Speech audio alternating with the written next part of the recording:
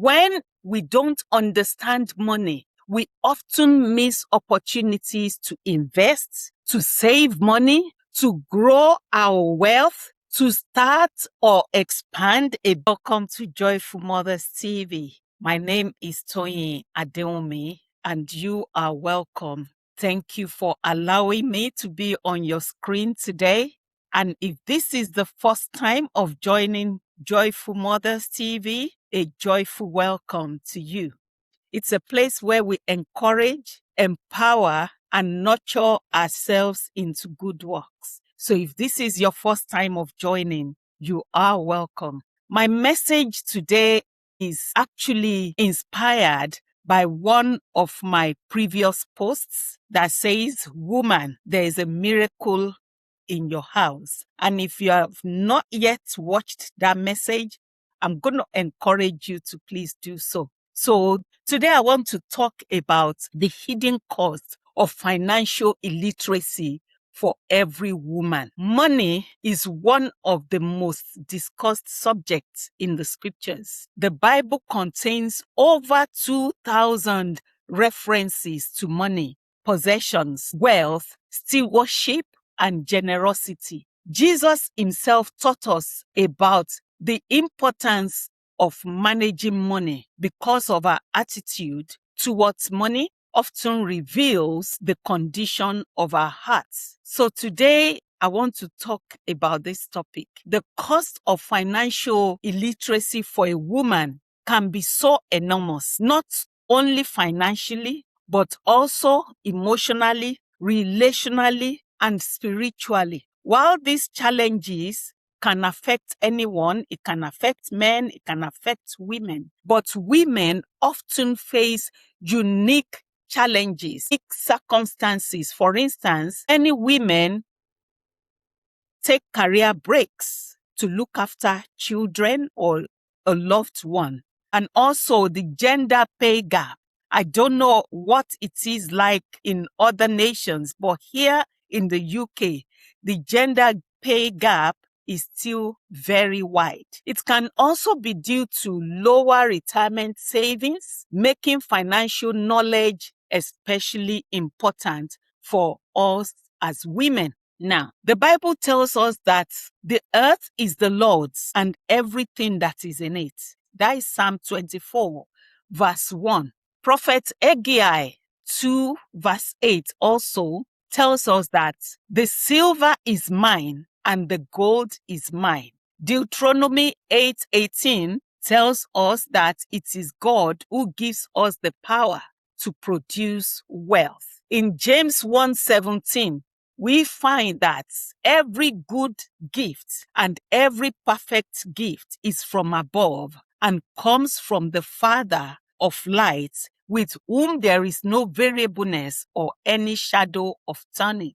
So when it comes to money, God is not a respecter of persons. And the Bible tells us that every good and perfect gift is from above. So biblical money management is not just prosperity at all costs. It's not about materialism disguised as faith. It's not even poverty as a sign of our spirituality. Neither is it financial independence from God. But biblical stewardship is about managing our money. Stewardship recognizes that God owns everything, even from the scriptures that we have just read. It's about wisdom, managing God's resources according to biblical principle. For instance, if somebody borrowed you their newly bought Mercedes-Benz, how would you look after it? How would you care for it? For instance, if my friend should allow me to use Mercedes-Benz for one day, I will just so much look after it so that nothing scratches it. And this is expected of us when we're managing our finances, because we must recognize that this is a blessing from God. And as such, it must be well deployed and be well managed. It's about faithfulness. It's about being faithful, honoring God with what He has entrusted to us. It's about generosity, reflecting God's heart through giving. It's about discipline as well, avoiding financial bondage and unnecessary debt. It's about being kingdom minded, using money to advance God's purpose. Today, I want to talk about 10 hidden costs of financial illiteracy. And before I go into that, I just want to quickly talk about my early interaction with money. I went to grammar school in Nigeria.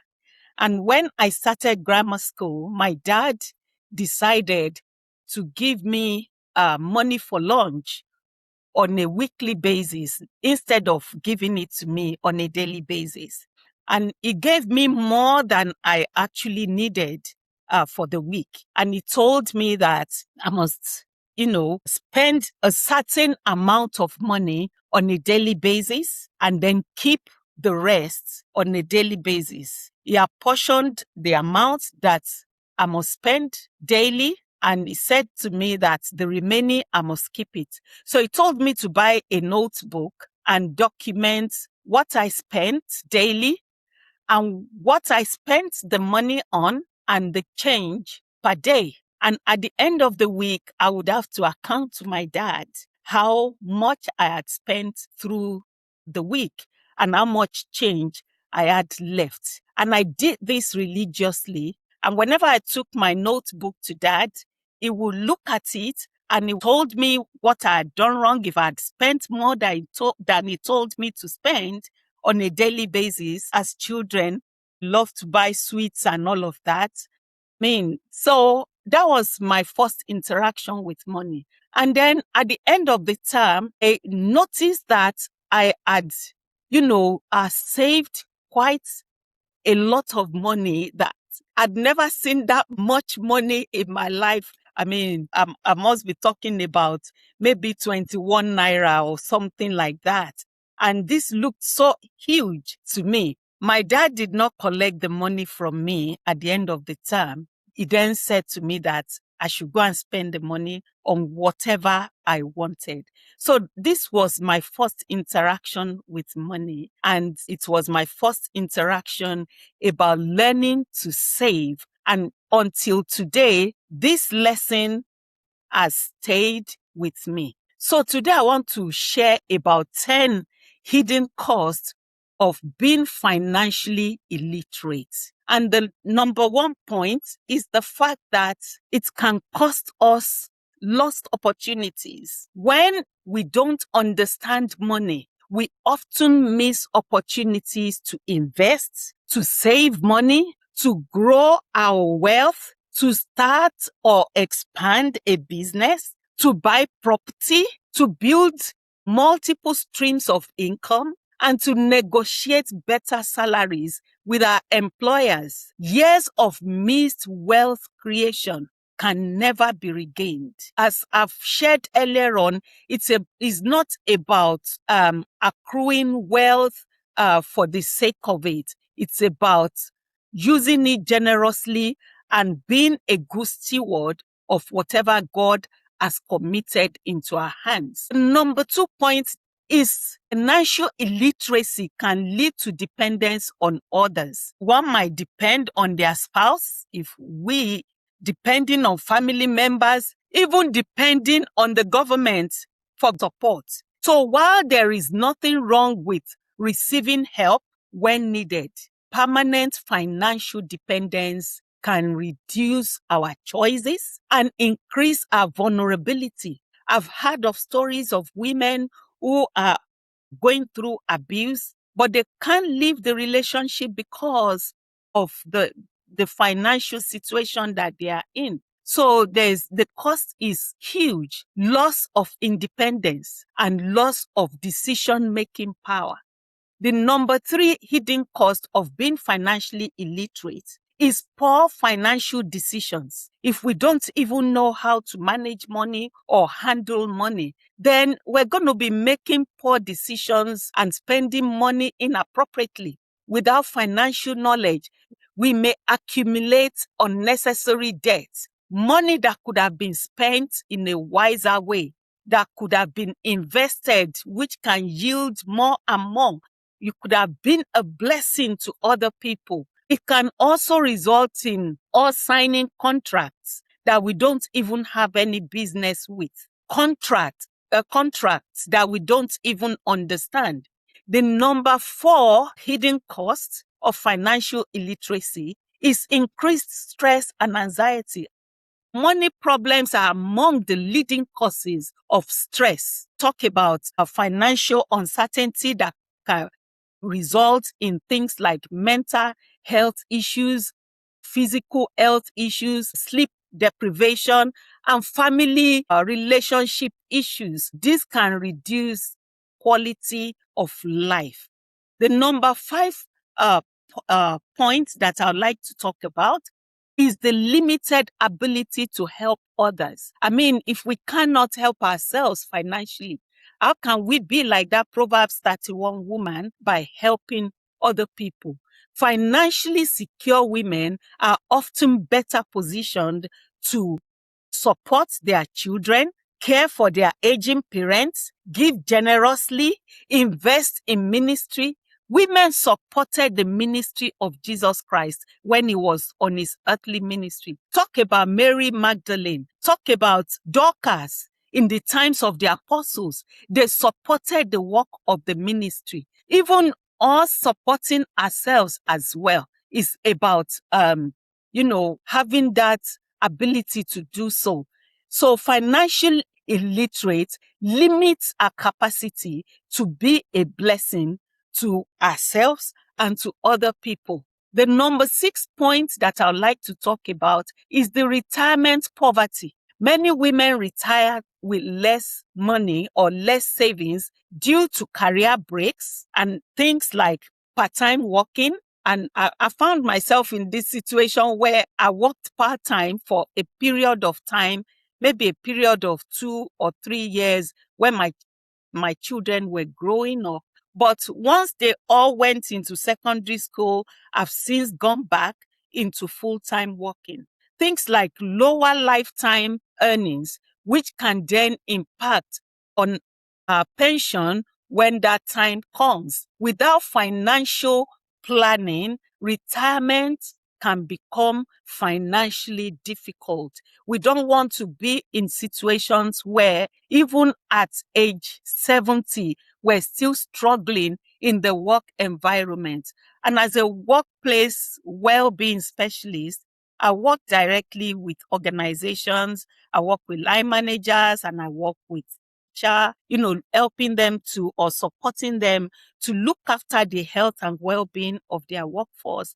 And I've come to see a wide variety of issues in the work environment where I know that in the UK, retirement age has been abolished. That means people can work until whenever as they feel able. So in the work environment, we are actually recording people in their 70s still at work.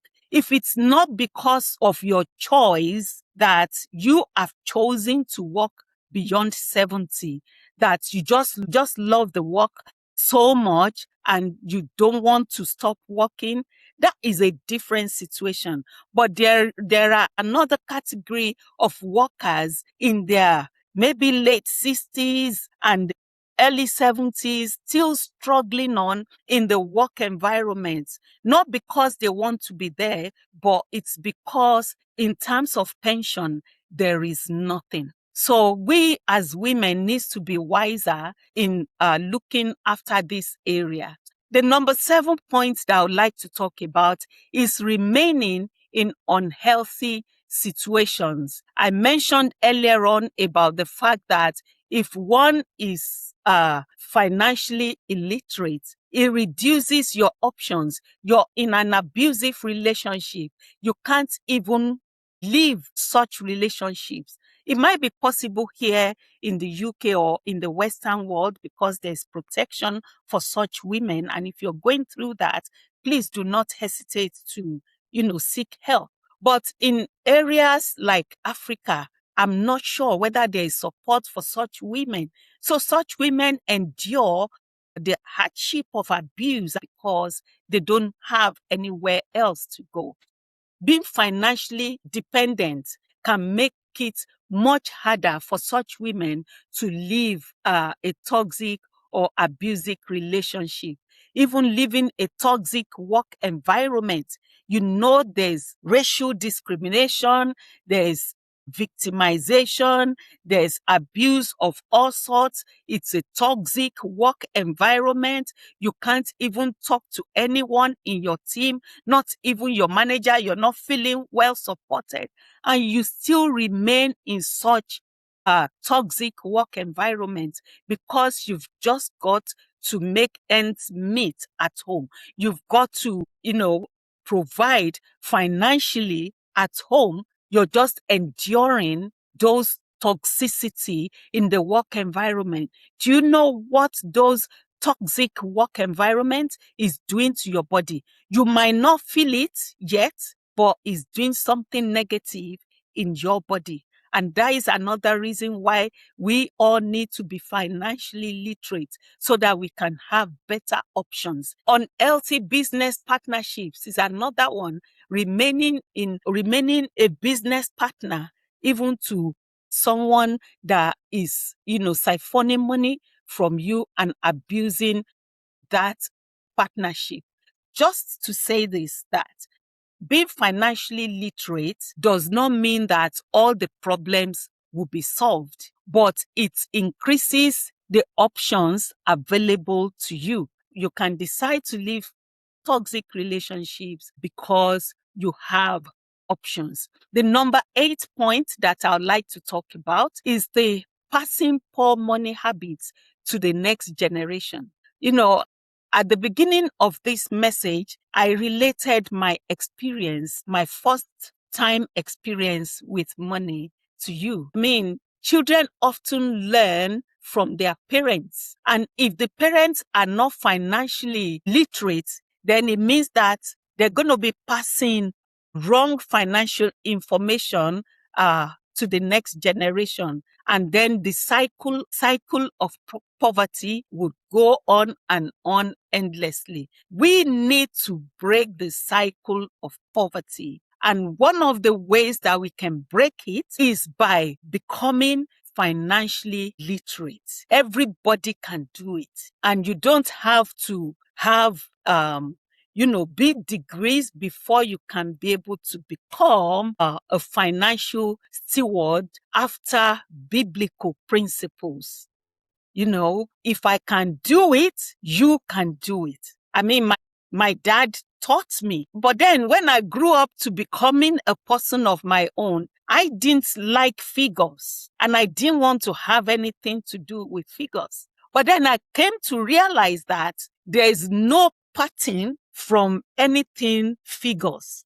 If I must do due diligence to the money that God is passing through my hands. So I've had to pick those skills up again. But the thing is that it's not even just about savings. It's also about learning to invest and multiplying what God has given to you. So in my next session, I'm going to talk more about what we can do to educate ourselves. As parents, if we are not financially literate, then that means we're going to be passing negative information to our children. So we need to be able to teach ourselves and our children about budgeting, about savings, about investing, and about giving wisely. They are more likely to pass these habits on. A cycle of financial struggle continuing across generations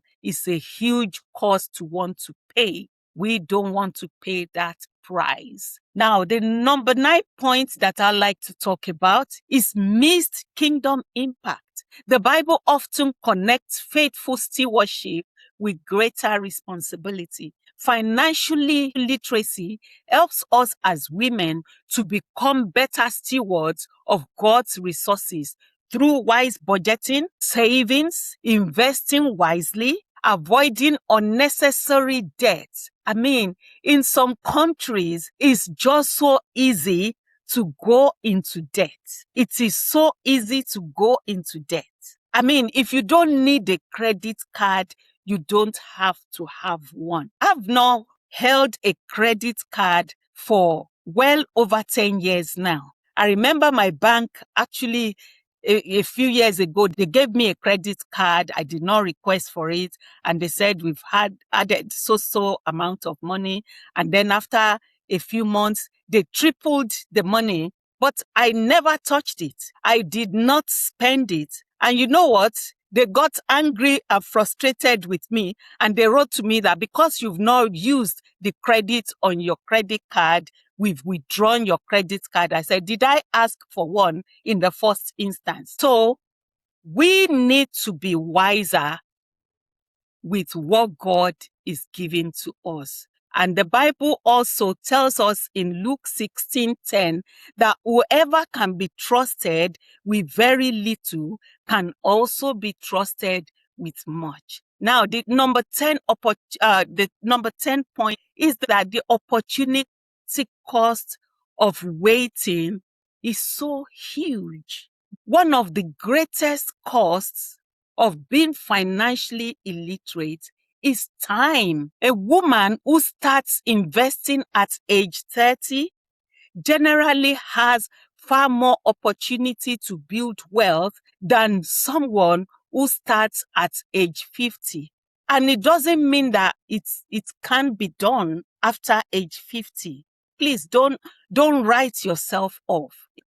Delaying financial education means losing years of financial potential growth. But the good news is that financial literacy is a teachable skill. Beyond what my dad taught me, I've had to start educating myself about how to manage my finances, regardless of how big the money is or how little it is. I want to be able to account for what God is allowing to pass through my hands. And regardless of your age or your current financial situation, you can begin to create and follow a budget.